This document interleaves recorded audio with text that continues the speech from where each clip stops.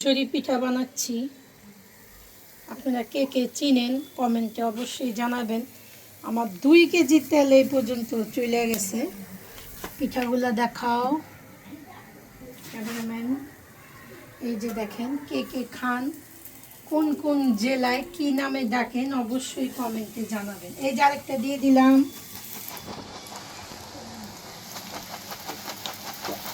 পিঠার তেল কমে গেছে তো, এই যে অনেক সময় এরকম হলে একটা চিকুনিয়া রাখবেন, এটা দিয়ে এইভাবে নামাই দিবেন, বাস। ওখানে দেখাও, এটাই দেখাও ভালো করে। দেখছেন এই পিঠাগুলোর মধ্যে কি কি দিছি বলে দিই। আতপ চালের গুঁড়া, 6টা ডিম, গরুর দুধ, ময়দা, চিনি, লবণ আর আটাও দিছি।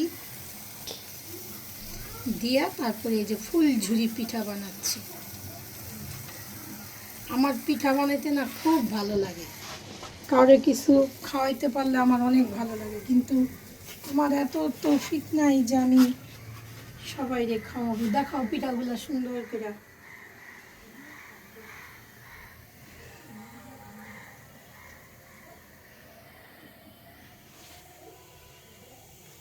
বলতে বলতে আরেকটা পিঠা হয়ে গেল।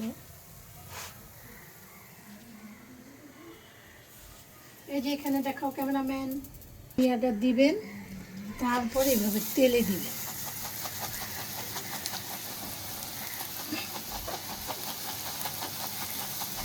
বাস, দেখছেন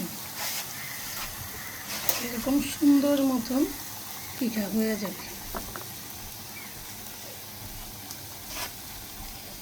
আর কে কে কী নামে বলেন, আমরা ফুলঝুরি বলি, আমরা অনেক সময় জামাই পিঠা বলি। নতুন জামাই আসলে তাদের সামনে দেই, বেশিরভাগ জামাই পিঠাই বলি। পিঠাটা খেতে খুব মজা, বাসায় অবশ্যই বানায় খাবেন। আর যার খেতে মন চায় অবশ্যই আমাদের বাসায় চলে আসবেন। সবাইকে দাওয়াত রইল।